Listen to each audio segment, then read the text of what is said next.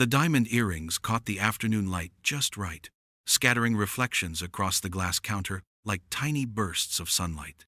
I adjusted my glasses, studying each facet through the jeweler's magnifier, the same way I used to study bridge blueprints back when precision meant safety. The price tag, $15,000, barely registered. For my daughter Elena, nothing felt too extravagant. "Beautiful choice, Mr. Doyle," the saleswoman said, her smile professional and warm. "Platinum mount, hand-cut stones. A perfect gift for a daughter's wedding day." I nodded, my throat tightening at the word wedding. "She deserves something lasting," I murmured. 12 years had passed since Catherine died, yet I still caught myself reaching for her opinion before every big decision. She would have helped me pick the earrings. She would have laughed at my old-fashioned taste. Elena had her mother's eyes, her grace too, and I'd always promised to be enough for both parents. I wanted her wedding to be flawless, a memory Catherine could have been proud of. The store was quiet, except for the soft hum of classical music. Lexington afternoons had a certain stillness, a mix of humidity and nostalgia that wrapped around the city like an old quilt. I signed the receipt, pocketed the little blue box, and was about to thank the clerk when my phone buzzed in my chest pocket. I glanced down. Unknown number. A text. I read it once, then twice, before my eyes refocused enough to confirm the words. "Do not attend the wedding. Leave the state tonight." I stared at the screen. The world around me blurred, the hum of the music fading into silence. For a second, I thought maybe it was a prank, some scam. But something about the phrasing, sharp, urgent, personal, made my stomach twist. Whoever sent it knew about the wedding. "Sir, you all right?" the jeweler asked, concern softening her tone. "I'm fine," I lied automatically, folding the phone shut like sealing a secret inside. "Just business." Outside, the heat of the late afternoon hit me full in the chest. The traffic on Nicholasville Road moved lazily through the light. I stood on the curb longer than I should have, clutching the Tiffany bag like a lifeline.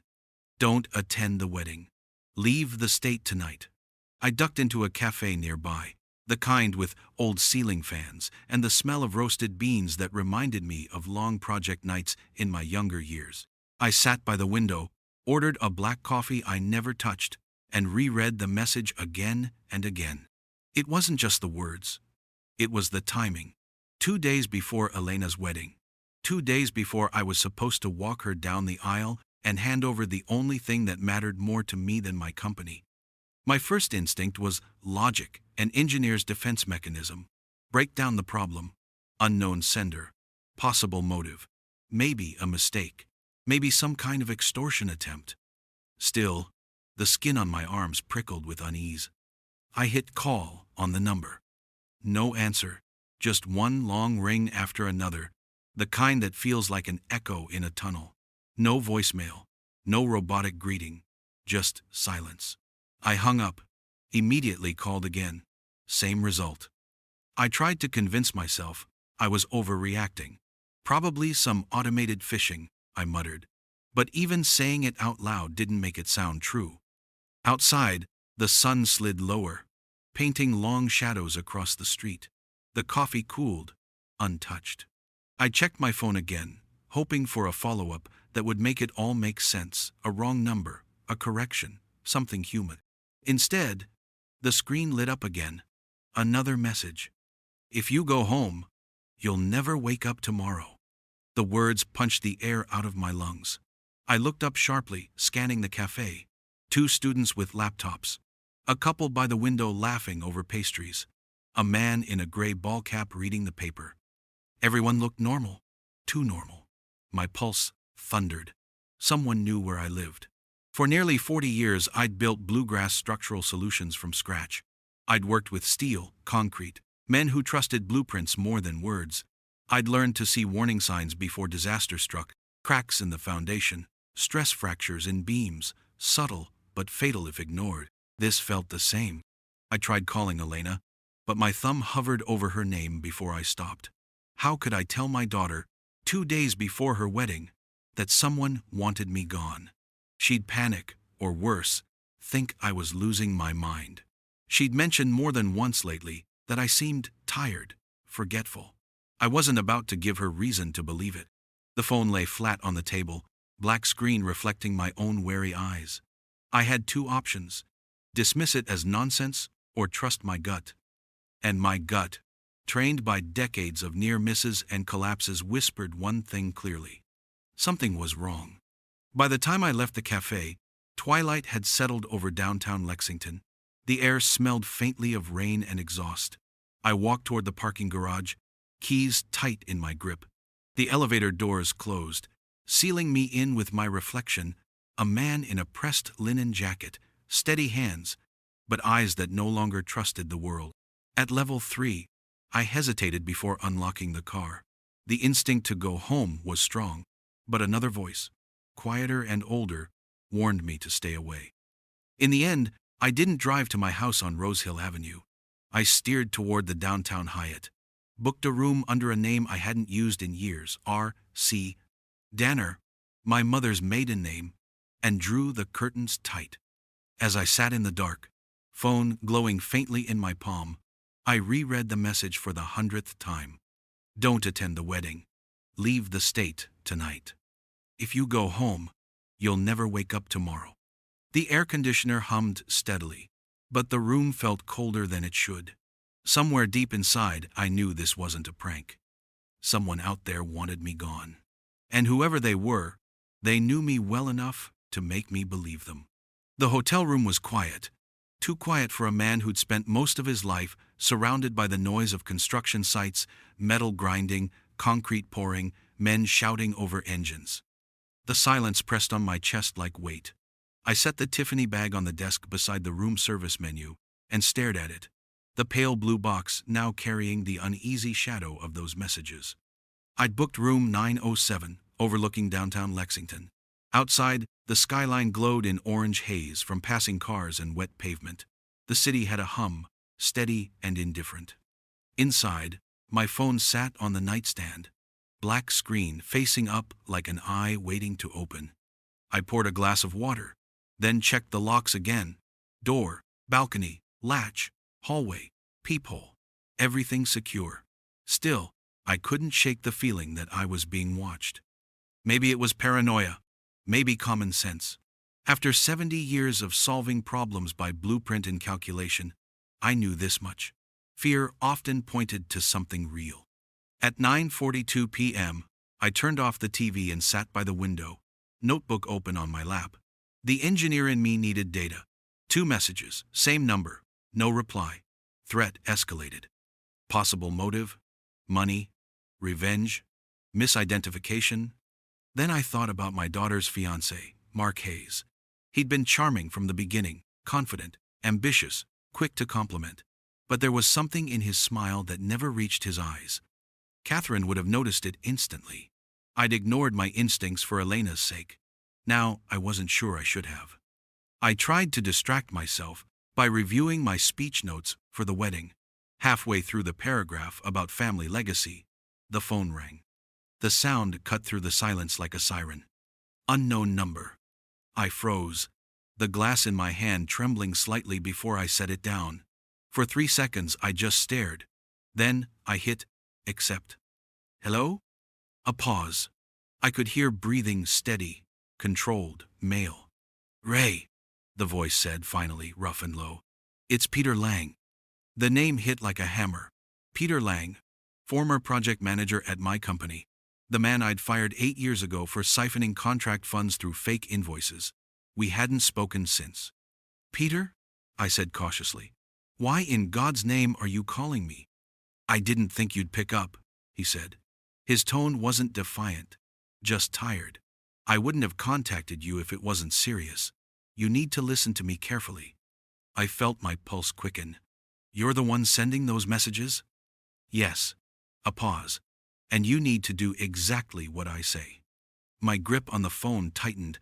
If this is some kind of extortion, it's not. I'm trying to save your life, Ray. The room seemed to shrink around me. I moved closer to the window, watching headlights trace the wet streets below. Explain, I demanded. I was in Louisville this morning, Peter said, at the Dunham and Burke Law Office. I do contract work there sometimes. I overheard a conversation. Your daughter's name came up. I didn't speak. She and that fiancé of hers, Mark Hayes, they were meeting with one of the estate attorneys. They were talking about you, about guardianship, about transferring assets while you're still alive. I closed my eyes. You must have misheard. I wish I had. His voice cracked slightly. They said you've been showing signs of memory decline, that they'd already lined up medical testimony to prove it. They were planning to file for control of your company right after the wedding. The words slid into me like nails. That's impossible, I whispered. Elena would never. They were confident, Ray, laughing even, talking about how you barely leave the house. I heard them mention your company's valuation. They were planning to sell Bluegrass Structural Solutions within the year. I stared at the reflection of my own face in the window, stunned, pale, unfamiliar. You're telling me my own daughter is conspiring with that man to steal everything I built? I'm telling you, they've already started, Peter said. And it's not just money. I heard Mark mention something about final signatures and medical evaluation reports. They said, once the doctor files the paperwork, you'd never legally sign another document again. My breath caught. What doctor? I couldn't hear the name, but they said the paperwork was already being prepared. I don't know how deep this goes, but if you go home tonight, they'll make sure you can't fight back. The silence on the line stretched long and heavy. Outside, a siren wailed somewhere near Main Street, fading into the distance. Finally, I said, why are you telling me this? After what happened between us, you owe me nothing. I owe you more than you think, Peter replied. You could have sent me to prison when you found those forged invoices. You didn't. You gave me a chance to walk away. I've been sober 6 years, Ray. I'm trying to make things right. I rubbed my temples, feeling the weight of everything pressing in at once. Grief, disbelief, fear. Peter, I said slowly, if what you're saying is true, I need proof. I can't accuse my own daughter without evidence. I figured you'd say that. His tone hardened. Meet me tomorrow morning, 10 o'clock, at the overlook behind the Kentucky River Bridge. Come alone, and bring anything important, papers, passwords, whatever you'd need if you couldn't go home again. Peter. Don't call this number again, he interrupted. It's not safe. Just show up. You'll understand everything then. The line went dead. I stood in the quiet room, the only sound, the soft hum of the air conditioner and the distant rattle of thunder. I wanted to believe this was paranoia, that Peter was mistaken or desperate. But the man I'd heard on the phone didn't sound desperate. He sounded terrified. I crossed the room and sat on the edge of the bed, staring at the Tiffany box glinting under the lamp. The gift that had started this day of madness now felt like a relic from another life. Elena's laughter, Catherine's voice, the pride I'd felt building my company, all of it seemed to fade under one chilling thought. If Peter was right, the wedding wasn't a celebration. It was a setup, and I had just been warned not to show up to my own destruction. Morning light seeped through the hotel curtains, painting the room in soft gold that felt cruelly calm after the storm in my head. I hadn't slept. The hours between midnight and dawn blurred into a loop of questions and scribbled notes on the legal pad beside me. The words looked desperate in my handwriting: guardianship, evaluation, asset transfer, doctor's name. At 7:10 a.m., I showered, dressed in the same gray suit I'd planned to wear to the rehearsal dinner that night, and drove toward Louisville. The highway was slick from an early rain, mist curling above the asphalt. I replayed Peter's words in my mind with every passing mile. They said the doctor signed already. You'll never legally sign another document again. I had no proof yet, only his voice, his warning, and the dread sitting in my chest like wet concrete. But I needed answers. If there was even a shred of truth, I had to see it for myself. The Dunham and Burke law firm sat in a historic brick building downtown, the kind that looked dignified enough to charge by the minute. Inside, polished mahogany floors echoed beneath my shoes. A young receptionist looked up from her desk, her tone bright and rehearsed. Good morning, sir. Do you have an appointment? I'm Raymond Doyle, I said, smiling politely. I was hoping to speak with Attorney Dunham. We've worked together before, years ago, on a bridge permit issue. Of course, Mr. Doyle. She clicked through her computer. She has an opening in 20 minutes. Would you like coffee while you wait? I nodded, settling into one of the leather chairs. My heart thudded steadily, but my face betrayed nothing. Engineers learned long ago that panic solved nothing. Observation did. Through the frosted glass door, I could hear muffled conversation voices I didn't recognize. Then, faintly, laughter. For a fleeting moment I thought I heard Elena's voice, but when I stood to check, the sound faded. At 8:45, the door opened, and a tall woman in a navy blazer stepped out. Mr. Doyle? Please come in. Her office was pristine, all walnut shelves and framed degrees. Behind her desk, the city skyline glowed pale under morning fog. Always a pleasure to see one of Lexington's finest engineers, she said warmly. How can I help today? I took a slow breath. I'm thinking about updating my will, I said casually. And while I'm at it, I'd like to review any existing discussions regarding my estate. My daughter mentioned she might have reached out to gather information. I'd just like to be sure we're all aligned. Something flickered in her expression, quick, cautious. Yes, actually, I believe Miss Doyle did contact our office recently. Strictly informational, of course. Of course, I echoed. May I ask what kind of information she was seeking? The lawyer hesitated, her professional poise slipping just slightly. Mostly standard guardianship protocols, she said at last. She seemed concerned about your health, wanted to understand what would happen in the event of cognitive decline. My pulse kicked hard against my ribs, but I kept my tone even. That's thoughtful of her. Did she request any documents? She did, Dunham admitted. Forms related to financial management under incapacity, power of attorney, medical consent transfer, just preliminary research, I'm sure. I smiled faintly, though my stomach churned. Do you happen to have copies of what she reviewed? For my records. Certainly, she pulled a folder from the cabinet. We keep digital backups, but here's what she requested to examine. You'll notice some notes in her handwriting, nothing binding, just inquiries. I took the folder, thanked her, and flipped it open. Inside were neatly printed forms labeled Guardianship Petition Template, Declaration of Incompetence Requirements, and Asset Liquidation Procedures under Conservatorship. Across the margins, in neat cursive, my daughter's handwriting appeared. Confirm doctor's signature line? How long before assets can be moved? Court approval timeline. 2 weeks post-evaluation? The room felt suddenly too small. My fingers trembled as I closed the folder. Very informative, I said evenly. You've been a great help. I'm glad to assist, she replied, her voice gentle. If I may ask, are you feeling all right, Mr. Doyle? You seem troubled. I forced a thin smile. Just realizing how quickly time moves. One day you're teaching your daughter to ride a bike. The next she's reading about guardianship laws. Her brow furrowed slightly. I'm sure she means well. I'm sure she does, I said, standing. Have a good day, counselor. I left before the mask cracked. Outside, the drizzle had turned to steady rain. I walked fast, folder tucked under my arm like evidence from a crime scene. The city noise blurred the hiss of tires, the clatter of umbrellas.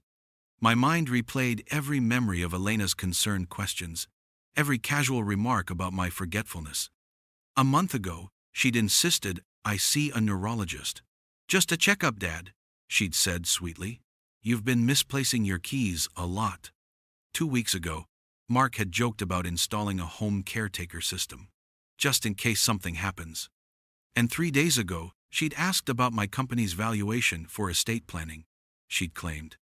I hadn't noticed the pattern forming. But now, reading her handwriting beside those forms, I saw it clearly. They'd been preparing this for months. At the parking garage, I sat in my truck and opened the folder again, scanning line after line until one note stopped me cold. Dr. Lowell confirmed cooperation if compensated accordingly. A doctor's name, a deal, a signature. Lightning cracked in the distance, followed by low thunder rolling across the river. I stared at the words, the rain streaking the windshield like veins of silver. My own daughter was plotting to declare me mentally unfit, with a doctor willing to falsify evaluations for money. The phone buzzed beside me. I jumped. Another text from the unknown number. They moved the date up. Don't trust anyone, not even your doctor. I looked out at the gray skyline of Louisville and felt the last illusion crumble. This wasn't paranoia. This was a blueprint for my destruction. And every signature on it carried my daughter's name. By the time I pulled back into Lexington, the storm had passed, leaving the streets slick and shining under the late afternoon sun. The drive from Louisville had been quiet, too quiet, for the kind of thoughts crowding my head. The man who had left home the night before was not the same man gripping the steering wheel now. Yesterday, I'd been a proud father preparing a wedding toast. Today, I was a man walking back into a stage built for his downfall. I parked in the driveway of my house on Rose Hill Avenue and sat there for a long minute, engine idling, watching the familiar brick porch that Catherine and I had built with our own hands 40 years ago. For years, it had been a place of laughter, Sunday dinners, and gardenias blooming along the path. Now, it felt like a crime scene waiting to happen. I took a deep breath and stepped inside, rehearsing my performance, the confused, aging father they wanted me to be. The air smelled faintly of lemon cleaner and rosemary. Elena's voice floated from the kitchen, soft and cheerful, as if nothing in the world were wrong. "Dad? You're home early. We were about to call you." Her words hit me with a surreal warmth. For a split second, I wanted to believe she was still my daughter, that all of this was some cruel misunderstanding. But then I saw the quick flash in her eyes when she noticed the folder tucked under my arm. It wasn't guilt, it was calculation. "I needed to handle some errands," I said, forcing a small smile. "Couldn't sleep at the hotel." Mark appeared behind her, sleeves rolled up, holding a wine glass. "You didn't tell us you were going to a hotel, Raymond. Everything okay?" His voice was smooth as bourbon but sharp underneath. "Just wanted a change of scenery," I replied, setting my briefcase on the counter. "Too quiet here lately." They exchanged a look, the kind of glance two architects might share when a blueprint was deviating from plan. I could almost see them assessing me, my tone, my balance, my awareness. I shuffled slightly, pretending to fumble with my keys. "Now where did I put those?" Elena smiled sympathetically. "They're right there, Dad." She pointed to the table in front of me. "Of course. Getting old, huh?" I forced a chuckle, watching the faint relief cross her face as she nodded. "Perfect. Let them think the act was working." The kettle whistled softly on the stove. Elena turned away to pour tea while Mark scrolled on his phone. I caught a glimpse of his screen notes titled, "Cognitive Behavior Log Raymond Doyle." The arrogance of it nearly made me laugh. They were literally documenting my supposed decline. "So, Dad," Mark began, setting his phone face down, "we wanted to run something by you before the big day. Nothing serious, just some housekeeping. About the company." My pulse quickened, but my face stayed neutral. "Oh?" Elena joined in quickly, her tone careful, rehearsed. "We know how stressful managing everything alone has been. You've worked so hard all your life. Maybe it's time to think about letting someone help just a little." "Help?" I echoed gently. "Mark's been looking at some of your contracts," she said. "You know, for potential consolidation. He's got great business sense, Dad. The Henderson development, the Franklin bypass, even the equipment leases. He thinks he can simplify things for you." I tilted my head, feigning confusion. "The Henderson development? How would he know about that one?" Mark smiled. "You must have mentioned it, or maybe I saw the file on your desk. Great project, by the way." "That project was locked in my office safe. My office that only I had the key to." I nodded slowly, sipping the tea Elena had placed in front of me. "Must be. I forget where I leave things sometimes." Elena reached across the table, resting her hand on mine. "That's what worries us, Dad. The stress, the forgetfulness. You've been working too hard." Her touch burned. It was the same hand I'd held steady while teaching her to draw bridge lines at the kitchen table when she was 8 years old. "I'm fine, sweetheart," I said softly. "Just getting older, I guess." Mark leaned back in his chair, studying me like a problem to be solved. You know, Dr. Lowell has a few open appointments this week. We thought it'd be good to schedule your evaluation before the wedding chaos, just to make sure everything's okay. Evaluation? I repeated, pretending not to understand. Elena nodded quickly. Just a cognitive checkup, routine. We made the appointment for Tuesday morning. Dr. Lowell's been so helpful for families like ours. Families like ours. The words chilled me. I smiled faintly, stirring my tea. That's thoughtful of you. You two always take such good care of me. Behind the act, my thumb tapped twice against the phone in my pocket, activating the voice recorder. Every word from this moment on was evidence. Elena stood, checking her watch. Mark, could you grab the folder from my bag? I want Dad to look over those trust documents we talked about. Of course. I turned my head toward the window, pretending to watch the garden. Their reflections moved across the glass behind me. Mark opening her purse. Elena whispering something I couldn't make out. Then his voice, low but distinct. We'll need his signature before Friday. Once the doctor signs, it's locked. Perfect, she replied. After the honeymoon, we can move the assets quietly. I exhaled slowly through my nose, keeping my hand steady on the cup. The recorder in my pocket caught every syllable. When they returned, Elena placed a thick envelope in front of me. Just estate planning stuff, she said lightly. We can go over it after dinner. I even bookmarked the pages for your signature. Lovely, I said, smiling with just enough confusion to comfort her. Now, I might rest for a bit. These old bones need a nap before rehearsal.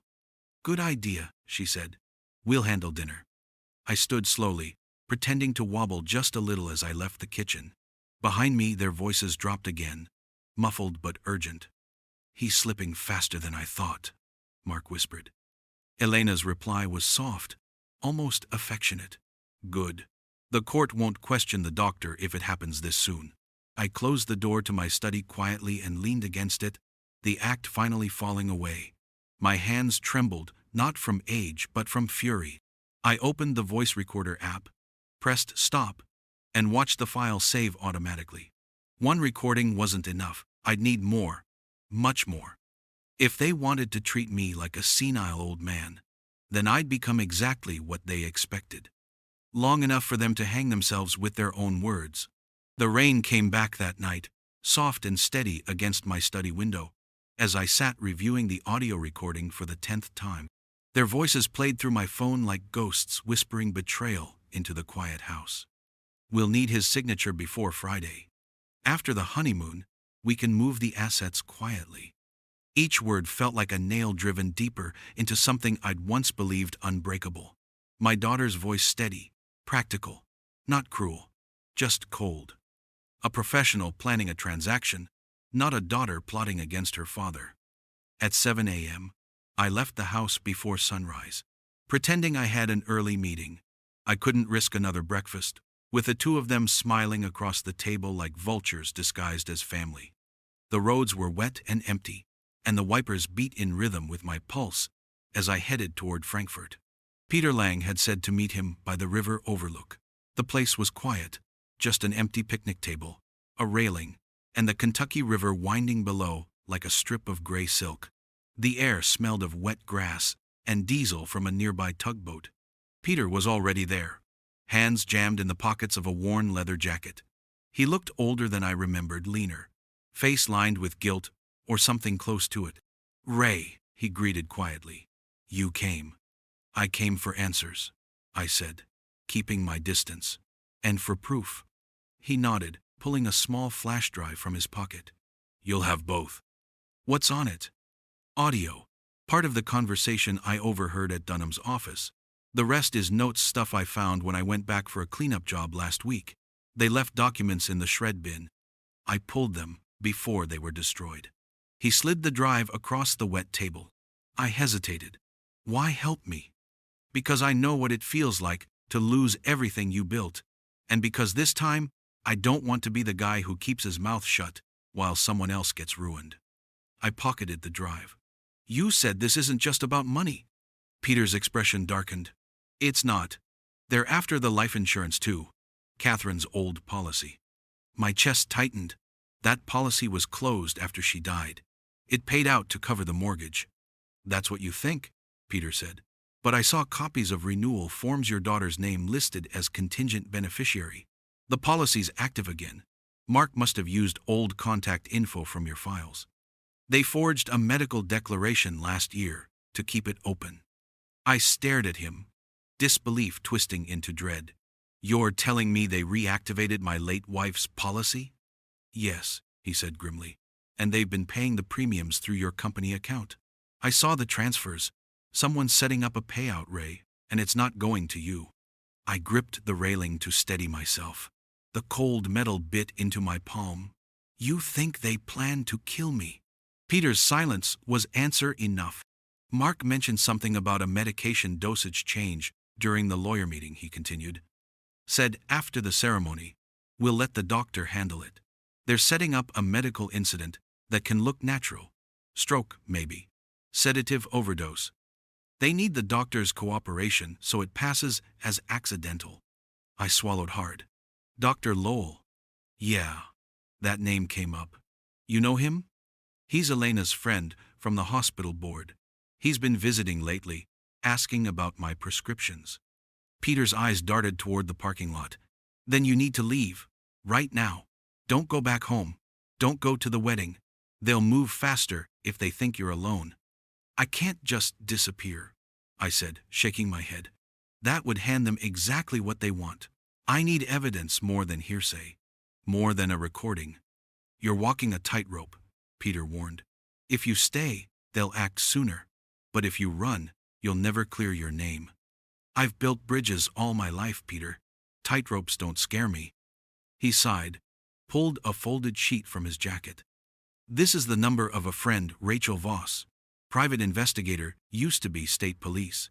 She's the one who verified the doctor's fraud for me. Call her. She'll help you build a case. Before I could respond, he turned to leave. Peter, I called after him. If this goes south, they'll come for you too. He stopped in the drizzle, shoulders tense. They already did once, I'm not running again. Then he disappeared into the mist. I drove back toward Lexington in silence, my hands locked on the steering wheel. My mind replayed everything I'd heard. The forged policy, the doctor's involvement, the accelerated timeline. It all fit together like the worst kind of design, one that looked stable until the whole structure collapsed. At a gas station near Versailles, I parked and called the number Peter had given me. Rachel Voss. A voice answered after 2 rings low, direct to the tone of someone used to bad news. Miss Voss, my name's Raymond Doyle. Peter Lang said you might help me. There was a pause. He told me you'd call. You're the one with the daughter and the doctor. I need evidence, enough to stop them. I can get it, she said. But it won't be cheap and it won't be quick. I don't care about cost. I care about staying alive long enough to pay you. That earned a faint laugh. All right. Tell me everything. I told her about the messages, the lawyer, the recordings, even the insurance policy. She listened in silence, then said, I'll pull records on Dr. Lowell and Mark Hayes. If there's a paper trail, I'll find it. In the meantime, don't confront them. Let them think you're still the confused old man. That won't be hard, I said bitterly. They already believe it. Good. Use it. I'll call you tomorrow night. The call ended. I sat in the truck for a long time, staring at the rain dancing on the windshield. When I finally drove home, the house looked almost peaceful, lit softly through the curtains. Elena and Mark were inside, laughing just like any couple days before their wedding. The sound twisted my gut. I entered quietly, setting my coat on the rack. Elena met me at the door, smiling too brightly. There you are. We were starting to worry. Just took a drive, I said evenly. Cleared my head. You should rest, Dad, she said. Big day tomorrow. I smiled, matching her tone. Yes, big day. Later, as they settled into the living room, I slipped into my study and plugged the flash drive into my computer.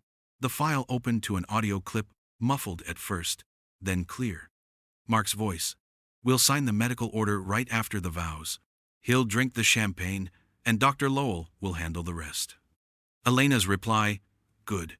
Once it's done, It'll look like natural causes, and we'll be free. I froze. Champagne. At the wedding. They weren't waiting for the honeymoon. They were going to kill me tomorrow. In front of everyone. I didn't sleep that night. The house was quiet, except for the rhythmic tick of the old grandfather clock in the hallway, a gift from Catherine's father decades ago. Each tick felt louder than the last, echoing through the dark like a countdown. By 3 a.m., I'd already decided what had to be done. I couldn't simply vanish or call the police, not yet. Without concrete proof, they'd call me delusional, exactly as my daughter planned. I needed to expose them publicly, completely, in a way that no lawyer or doctor could spin. I spent the next hour printing documents from the flash drive Peter had given me. Financial statements, audio transcripts, policy papers. Every page was evidence brick by brick. I was building my defense and my trap. At 5 a.m., I made a call. Rachel Voss, the voice on the other end, answered groggily. "It's Doyle," I said. "They're making their move tomorrow." She inhaled sharply. "Already?" "Champagne," I told her. "They're planning to poison me at the wedding. Probably a sedative or cardiac agent, masked by alcohol." "Jesus," she muttered. "You're sure?" "I have the recording. It's clear." Rachel's tone shifted, awake, alert, ready. "All right. Listen to me carefully. You can't just accuse them. You need to make them confess, or expose themselves in front of witnesses. You said there'll be hundreds of guests?" "About 200, I said. Friends, family, business partners." "Good.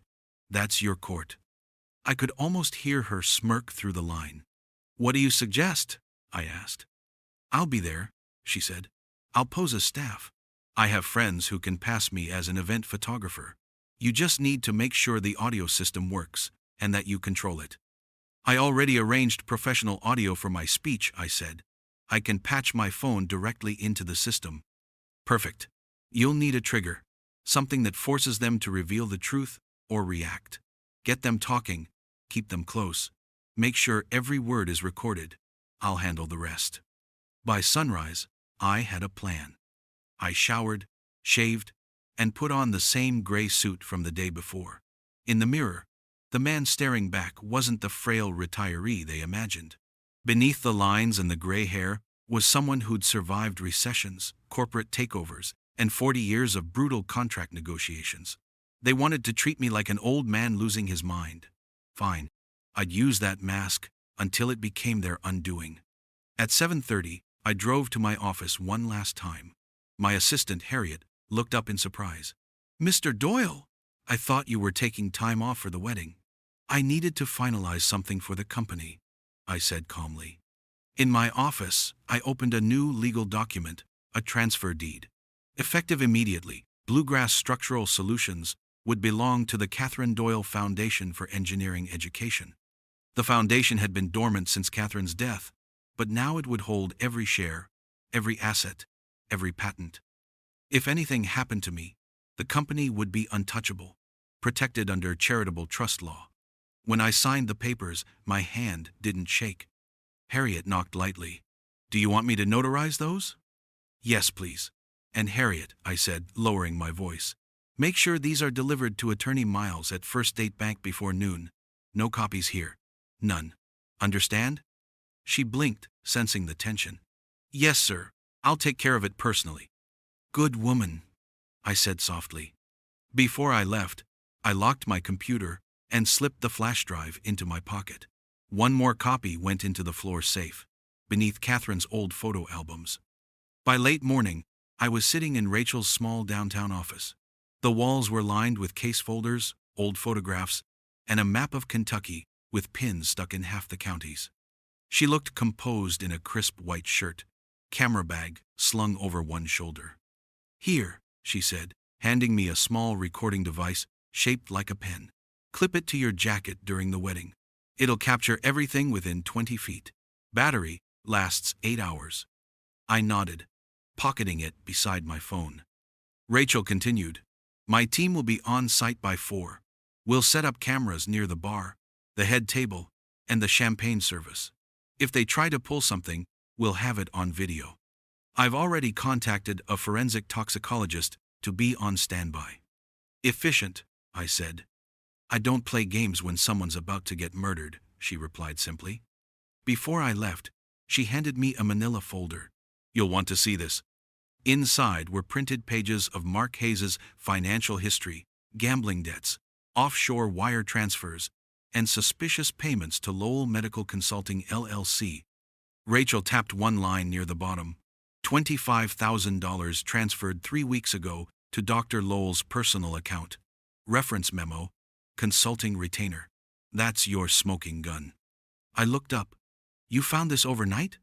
She shrugged. Some of us still have friends in state finance. For the first time in days, I felt something like hope. Thank you. Don't thank me yet, she said. Tomorrow, you'll need to stay calm no matter what happens. You provoke them too early, they'll deny everything. Let them incriminate themselves in public. I nodded. Understood.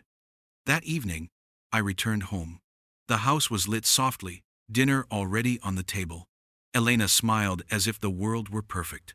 You're quiet tonight, Dad. Everything all right? Just tired, I said, lowering myself into the chair. Long day at the office. Mark raised his glass. To family and to tomorrow. The start of a new chapter. I raised mine, matching his grin. To new beginnings. He didn't know that this toast would be his last free one. After dinner, I excused myself to the study. My hands moved automatically, checking the pen recorder, testing my phone's connection to the audio system, ensuring my backup recordings synced to the cloud. Every detail had to be flawless.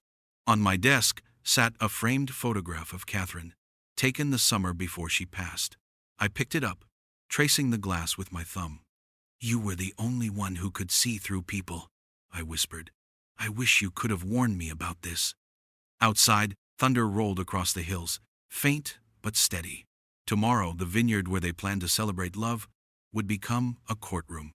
Every secret they'd buried would rise with the sound of my voice. At midnight, I stood by the window, watching lightning flash above the fields. The storm was moving east, toward the wedding site. Good, I murmured. Let the sky bear witness too. When I finally turned off the light, the plan was complete. A will rewritten, a company protected, witnesses in place, cameras ready, and truth loaded like a bullet behind my calm smile. Tomorrow, they would pour the champagne. And before the glass ever touched my lips, I would make sure everyone in that vineyard heard exactly who was trying to poison me and why. The morning of the wedding dawned bright and deceptive. The sky so clear it almost mocked me. The vineyard sat just outside Versailles, acres of green rolling down toward a wide pond that shimmered under the Kentucky sun. To the guests arriving in linen suits and pastel dresses, it was the perfect setting for love and celebration. To me, it was a stage where I would dismantle my daughter's betrayal one word at a time. By noon, the venue buzzed with laughter and champagne corks. The air smelled of roses and oak barrels. I stood at the entrance, greeting family and old business partners, hiding the storm beneath my calm smile. The Tiffany box was in my jacket pocket, the earrings polished to perfection. It seemed fitting that I would give my daughter her final gift before taking back my life. Mark worked the crowd like a politician, shaking hands, slapping backs, the perfect, charming groom. Elena floated beside him in white silk, radiant, smiling, whispering soft thank yous to everyone. If I hadn't known the truth, I would have thought she was an angel. But angels don't forge signatures and poison champagne. Dad! Elena's face lit up when she saw me. She kissed my cheek, perfume sweet and sharp. You look wonderful. Thank you, sweetheart, I said, matching her warmth. I have a special surprise later. Something from the heart. Her eyes flickered with a trace of unease. Oh? What kind of surprise? You'll see, I said, tapping my breast pocket, where the phone rested, fully charged and connected to the hall's sound system. The ceremony itself went flawlessly. I walked her down the aisle, my arm steady, her hand trembling slightly. When the officiant pronounced them husband and wife, the crowd erupted in applause. For a brief moment, I looked at her and felt the old love surge. Catherine's daughter, my pride. Then Mark leaned in to kiss her, and the illusion broke. After the ceremony, the guests moved inside for the reception. The hall glowed with strings of white lights and soft violin music. The waiters carried trays of champagne, the same champagne I knew they'd planned to use for my death. Rachel Voss moved quietly among the staff, camera strap slung over her shoulder, pretending to adjust her lens while she checked the microphones she'd planted the night before. "Mr. Doyle," said the sound technician I'd hired earlier in the week, "the audio system's ready for your speech whenever you're ready." "Perfect," I said, my heart steady as concrete. At 7:15 p.m., dinner ended and the coordinator announced, "Now, the father of the bride would like to say a few words." The hall dimmed slightly, all eyes turning to me. I rose slowly, adjusting my jacket. The wireless microphone felt cool in my hand. Elena smiled, though the tightness in her jaw betrayed her. Mark leaned back, confident, unaware that the next 10 minutes would end everything he'd built. I cleared my throat, smiling warmly at the guests. "Family, friends, today is a day I will never forget." Soft applause, cameras flashing. "When a man builds bridges for a living," I began, "he learns that every structure stands on two things: trust and foundation.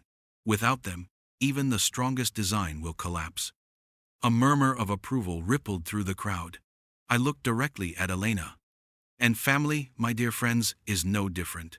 It stands on honesty, love, and loyalty. Lose one, and the rest begins to crack." I reached into my pocket, pulled out my phone, and smiled. "Today, before I speak about my daughter and her new husband, I'd like to share something with all of you. Something I discovered this week." Elena's hand twitched. Mark's smile faltered. The speakers filled the room with static, then came his voice. "We'll sign the medical order right after the vows. He'll drink the champagne, and Dr. Lowell will handle the rest." Gasps. Silence. Someone dropped a fork. Then Elena's voice followed, sharp and clear. "Good. Once it's done, it'll look like natural causes. And we'll be free." The crowd froze. Every face turned toward the head table, where the bride and groom sat, pale and motionless. Mark stood abruptly. "Turn that off! That's taken out of context." I held up a hand. "Context?" My voice stayed calm. "Let me add some." I pressed play again. Another clip, the one from my kitchen. "We'll need his signature before Friday. After the honeymoon, we can move the assets quietly." The murmurs grew louder, sharp whispers cutting across the hall. I continued, my voice firm. "My daughter and her husband plan to have me declared mentally incompetent. They hired a doctor to falsify medical evaluations. They forged documents to transfer my company and reopen my late wife's insurance policy. And tonight, they intended to poison me in front of all of you, so they could inherit everything." The hall erupted. Shocked voices, gasps, someone shouting for security. Cameras flashed. Guests rose to their feet. Mark tried to move toward me, but Rachel appeared from the side, badge flashing. "Sit down, Mr. Hayes," she ordered. "You're not leaving." "What is this?" he spat. "Who the hell are you?" "Private investigator," she said, raising her voice. "And your accomplice, Dr. Lowell, was just taken into custody 20 minutes ago. Toxicology confirmed the substance he brought to this venue, midazolam, a sedative used in assisted overdoses." The room went dead quiet. Elena's makeup streaked as tears welled in her eyes. "Dad, please," she whispered. "I didn't want to hurt you," Mark said. I cut her off softly. "I taught you to draw straight lines, Elena. But somewhere along the way, you learned to bend them." Mark snapped, lunging forward. "You old fool! You ruined everything!" Two security guards caught him mid-stride, forcing him down as the guests recoiled. Rachel stepped beside me, hand on my shoulder. "We have everything recorded. It's over."